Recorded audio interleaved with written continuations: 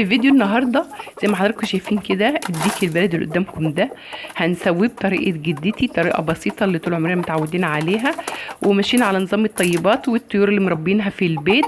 ورجعنا لايام زمان وايام الخير ما كان مال البيوت والطيور ماليه البيوت. هنذبح الديك وننضفه ونغسله وننقعه في ملح ودقيق وورق لورا وليمون، وبعد كده نصفيه ونحطه في مصفى تصفي الميه اللي فيه عشان ما يبقاش فيه ريحه اي زفره ولا اي حاجه.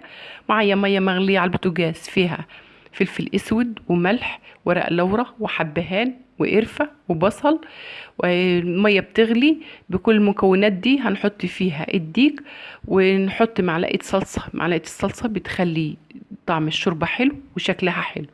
او ممكن تعملي بطريقة تانية، تشوحي الديك مع التوابل مع البصل في شوية زيت او معلقة سمنة وتشوحيهم على البوتاجاز تاخد لون، الديك ياخد لون، وبعد كده تضيف المية المغلية اول ما يغلي توطي عليه. طريقة بسيطة وهتاخدي منهم شوية شوربة حلوين. شوية الشوربة بتوع الديك البلدي دي شوربة حلوة بطعمها لذيذ وطعمها حلو.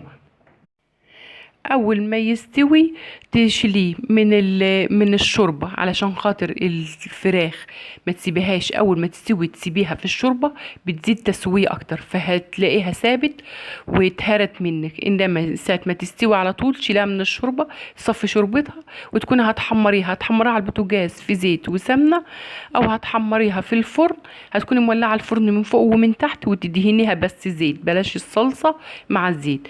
الزيت هيديها لون ذهبي وهتبقى الجلد بتاع الديك مقرمش وحلو. انما الصلصه اول ما بتعلي عليها الفرن بتتحرق على طول وبيبقى شكل الفرخه مش حلو.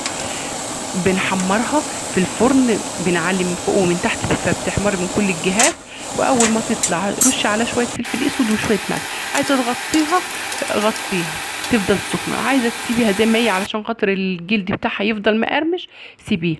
لايكات وتعليقات وشيروا الفيديوهات عشان قناتي تكبر بيكم. وده كان فيديو النهاردة واشوفكم في فيديو جديد.